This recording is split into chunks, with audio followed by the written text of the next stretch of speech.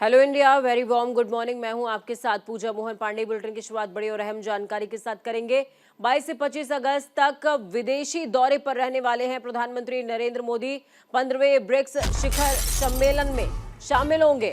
दक्षिण अफ्रीका के जोहान्सबर्ग में यह सम्मेलन होने वाला है। चीनी राष्ट्रपति जिनपिंग से भी मुलाकात हो सकती है।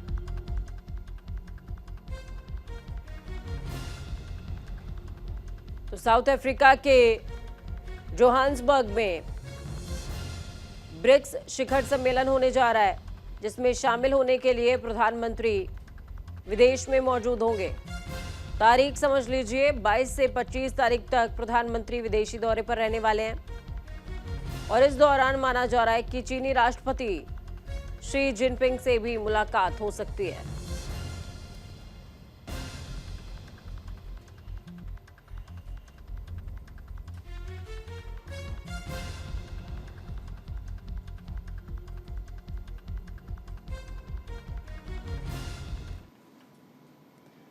इस बीच आपको एक और बड़ी और अहम जानकारी दे रहे हैं। बीजेपी करेगी 5 चुनावी राज्यों का सर्वे। 350 विधायकों को जिम्मेदारी सौंपी जाएगी। फीडबैक के आधार पर टिकट का बंटवारा होगा। इस साल 4 राज्यों में होने वाले चुनावों में टिकट फाइनल करने के लिए बीजेपी ने एक नई रणनीति तैयार की है। पार्टी के केंद्रीय नेतृत्व ने दूसरे राज्यों के विधायकों से सर्वे कराने का फैसला किया है। इसके लिए सबसे पहले विधायकों को भोपाल में ट्रेनिंग दी जाएगी।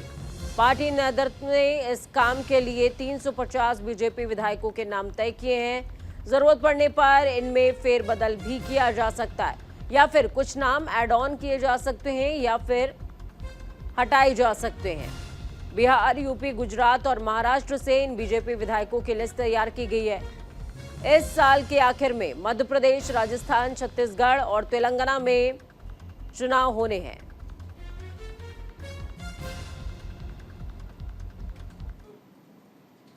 वहीं आपको बता दें कि आज योगी आदित्यनाथ अयोध्या के दौरे पर रहने वाले हैं। बड़ी खबर, अहम जानकारी है इस वक्त की। सीएम योगी आदित्यनाथ का अयोध्या दौरा। राम मंदिर के निर्माण कार्यों का लेंगे जायजा। विकास कार्यों का भी जायजा मुख्यमंत्री लेते नजर आएंगे। आज सीएम योगी अयोध्या के दौरे पर रहेंगे। अयोध्या में दर्शन और निर्माण कार्यों की समीक्षा के अलावा सीएम योगी साकेत वासी महंत श्री रामचंद्र परमहंस दास जी की समाधि स्थल पर श्रद्धांजलि देंगे और पुष्पांजलि कार्यक्रम में भी शामिल होंगे।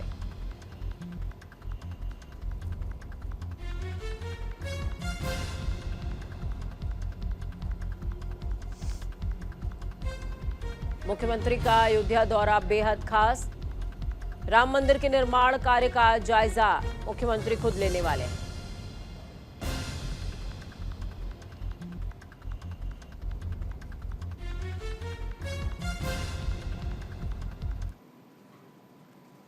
तो इस बीच आपको बड़ी खबर, अहम जानकारी छत्तीसगढ़ के चुनावी लिहाज से दे रहे हैं। विधानसभा चुनाव में तैयारियों में कांग्रेस जुटी हुई है। आज रायपुर की अगर बात करें तो कांग्रेस की 2 महत्वपूर्ण बैठकें होंगी। पहली बैठक में पॉलिटिकल अफेयर्स कमेटी की ये बैठक होने वाली है। लोकसभा पर्यवेक्षकों की दूसरी बैठक होगी। कांग्रेस महासचिव केसी वेणुगोपाल दोनों बैठकों की अध्यक्षता कर रहे हैं। दोनों बैठकें केसी वेणुगोपाल ही लेंगे।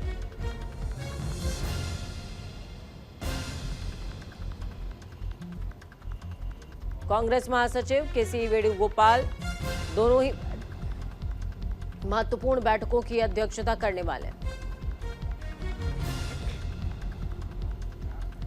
पहली बैठक पॉलिटिकल अफेयर्स कमेटी की होगी और दूसरी बैठक लोकसभा पर्यवेक्षकों की होगी।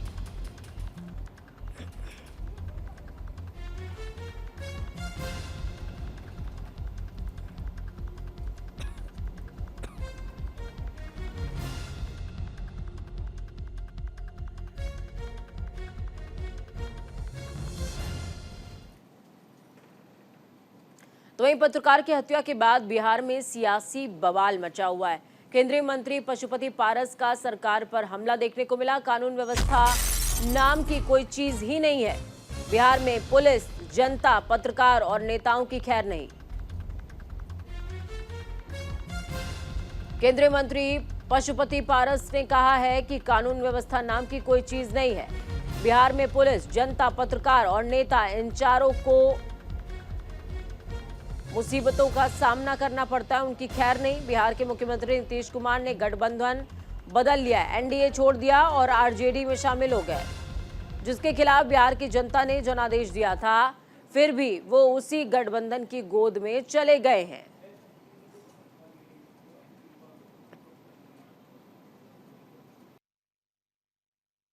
लॉ एंड ऑर्डर नाम की कोई चीज नहीं है। पुलिस, पब्लिक, पत्रकार और पॉलिटिशियन, ये चारों को खैर नहीं है बिहार में। और नीतीश कुमार जी विगत 9-10 महीनों से, जब से गठबंधन वो चेंज किए हैं, एनडीए गठबंधन से अलग होकर के आरजेडी गठबंधन में गए हैं, जिस गठबंधन के खिलाफ में बिहार की जनता ने उनको जनादेश दिया था, और फिर उसी गठबंधन के गोद में चले गए। और मैं समझता हूँ कि 9-10 महीने के अंदर में बिहार में जितनी भी घटनाएं घट रही है, चाहे लूट हो, हत्या हो, बलात्कार हो, तो लॉ एंड ऑर्डर बिल्कुल चरमरा गया है। और खास करके बैंक रॉबरी तो बहुत हो रहा है।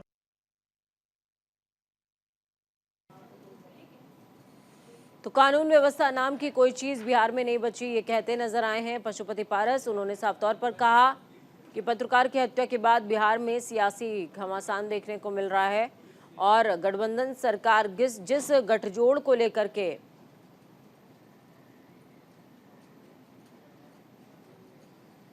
बिहार के किशनगंज में लोक जनशक्ति पार्टी के कार्यकर्ताओं ने कैंडल मार्च निकाला, जिसकी अध्यक्षता जनशक्ति पार्टी के जिला अध्यक्ष हबीबुर रहमान ने की है। आपको ये बता दें कि 2 दिन पहले पुलिस विभाग के थाना अध्यक्ष की गोली मारकर हत्या कर दी गई थी, जिसके चलते लोक जनशक्ति पार्टी ने बिहार में राष्ट्रपति शासन लगाने की मांग की है। पार्टी के अध्यक्ष हबीबुर रहमान ने यह भी कहा कि जैसे निकटवर्ती राज्य बंगाल में लोकतंत्र की हत्या हो रही है, वही हाल बिहार का भी हो गया है। जिस तरह आए दिन गरीब मजदूर, बिजनेसमैन जिस तरह हत्या हो रही थी, और बीच में अभी हाल ही में आज भी हमारे देश के चौथे स्तंभ में इसका जगह है कि गरीब गुरबों का आवाज़ उठाना और हक के लिए लड़ाई करना, और उस व्यक्ति को भी इन्होंने हत्या करवाने का काम किया है। इसीलिए हम लोग कहते हैं ये हत्यारे सरकार है। बिहार में पत्रकार विमलेश यादव की निर्मम हत्या के विरोध में शोक सभा का आयोजन किया गया। तो वहीं शोक सभा में जिले के वरिष्ठ पत्रकारों और कई लोगों ने हिस्सा लिया, श्रद्धांजलि अर्पित की। पत्रकारों ने शोक सभा में 2 मिनट का मौन रखकर दिवंगत पत्रकार की आत्मा की शांति के लिए प्रार्थना की है और अपराधियों को जल्द से जल्द फांसी की सजा दिलाने की मांग भी रखी है। साथ ही साथ पत्रकारों ने दिवंगत पत्रकार के परिवार को उचित मुआवजा, परिवार के एक सदस्य को सरकारी नौकरी और सुरक्षा के लिए सुरक्षा गार्ड देने की मांग की है।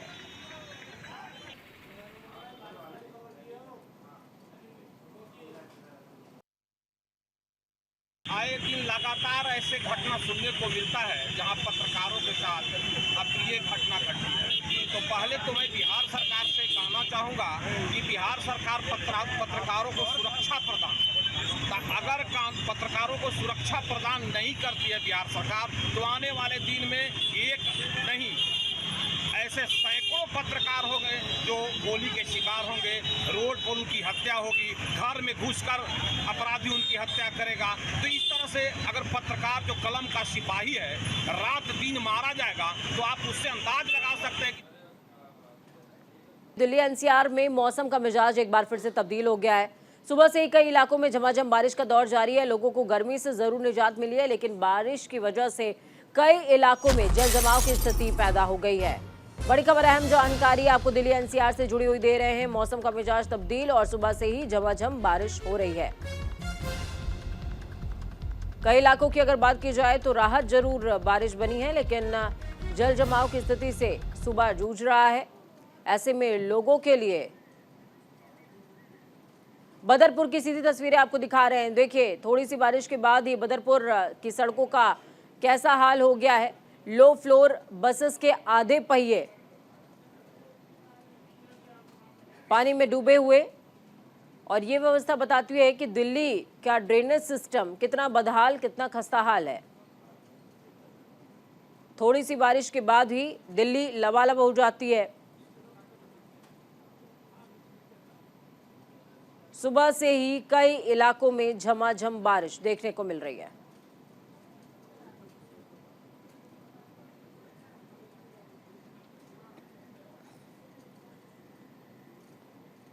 तो वहीं बात करेंगे हिमाचल राज्य की, जिसने सबसे ज्यादा तबाही का मंजर देखा। भारी बारिश का अलर्ट जारी किया गया है।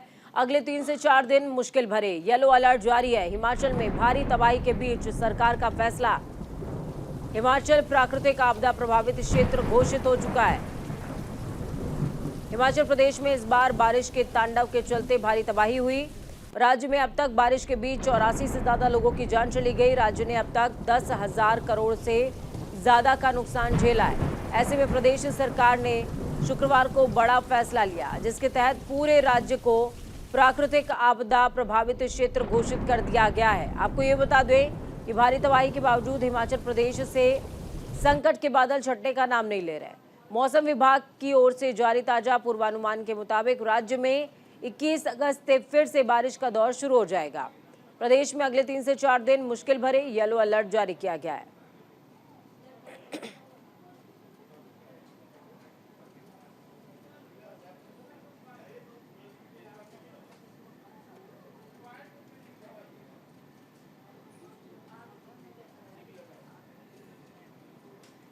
इस साल के अंत में छत्तीसगढ़ में चुनाव होने और इन्हीं चुनावों को लेकर के आम आदमी पार्टी के सीएम अरविंद केजरीवाल एक्टिव हो गए हैं। आज छत्तीसगढ़ का दौरा है केजरीवाल का। रायपुर में कार्यकर्ता सम्मेलन करेंगे केजरीवाल। पार्टी पदाधिकारियों को जीत का मंत्र देते नजर आएंगे। कई गारंटियों की भी कर सकते हैं घोषणा। चुनावी साल की अगर बात की जाए तो केजरीवाल का तीसरा छत्तीसगढ़ दौरा है ये। आम आदमी पार्टी जब से राष्ट्रीय पार्टी घोषित हुई है, उसके बाद धीरे धीरे आम आदमी पार्टी अपने पांव पसारना शुरू कर रही है। और इस साल होने वाले 4 राज्यों के विधानसभा चुनावों में आम आदमी पार्टी भी मोर्चा थामती हुई नजर आएगी। इसी कड़ी में सीएम अरविंद केजरीवाल, जो कि दिल्ली के सीएम हैं और अध्यक्ष भी आम आदमी पार्टी के, वो छत्तीसगढ़ के दौरे पर रहने वाले हैं। कार्यकर्ता सम्मेलन में संबोधित करते नजर आएंगे, जीत का मंत्र देते नजर आएंगे और कार्यकर्ताओं में जान फूंकते हुए भी नजर आएंगे।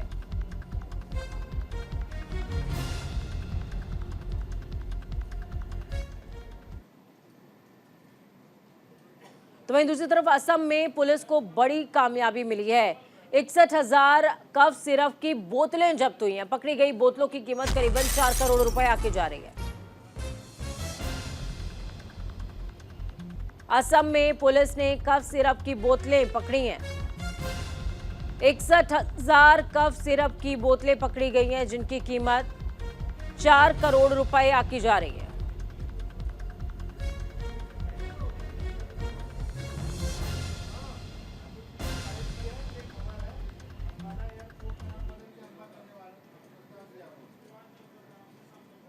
विंध्याचल धाम पहुंच गए हैं प्रदेश सरकार के नगर विकास और ऊर्जा मंत्री अरविंद कुमार शर्मा। माता विंध्यवासिनी के दर्शन पूजन किए हैं उन्होंने। इस दौरान उन्होंने बताया कि मैं बचपन से ही मां के दरबार में आता रहा हूं, विद्यार्थी काल में भी आता था। मां के धाम आकर बहुत अच्छा लगता है। ये मेरी मां है, इन्होंने मुझे सब कुछ दिया है। साथ ही निर्माणाधीन विंध्य कॉरिडोर का निरीक्षण भी अरविंद शर्मा करते नजर आए हैं। आपको बता दें कि योगी कैबिनेट में ऊर्जा मंत्री की भूमिका निभा रहे हैं।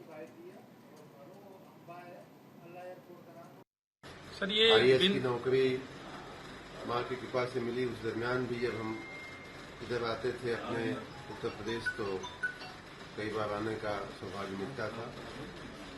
इधर भी राजनीति में आने के बाद भी आने का प्रयास रहता है। माँ के दरबार में आकर बहुत अच्छा लगता है। मेरी माँ है, उन्होंने ही जीवन में हमको सब कुछ दिया है। सर, ये कॉरिडोर बन रहा है इतना, असीम कृपा है हमारे जीवन की और हमारी असीम श्रद्धा है उनके चरणों में।